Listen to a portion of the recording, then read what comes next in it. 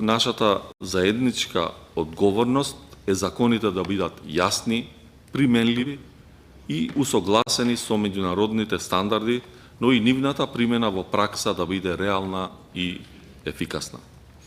Затоа ве охрабрувам сите да вложите сериозен напор, да ги споделите вашите искуства и експертизи со цел да изградиме конкретни и одржливи решенија.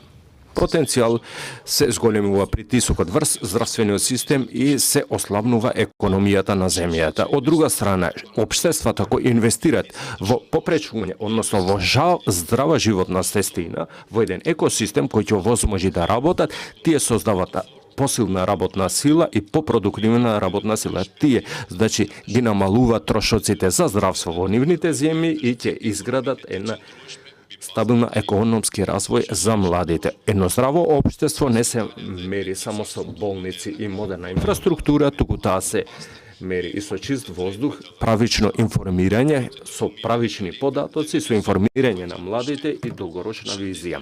Здравието е човечки капитал и човечкиот капитал е најголемото богатство на една држава. Оптимистичен дека ова го означува почетокот на еден многу значаен пат кон постигнување на Република Северна Македонија, која е без пушење. Од денес и до идните генерации. Мислам дека можеме да го постигнеме тоа. Светската организација работи рамо до рамо со државните водачи за да донесат политики што ќе ги заштитат идните поколенија и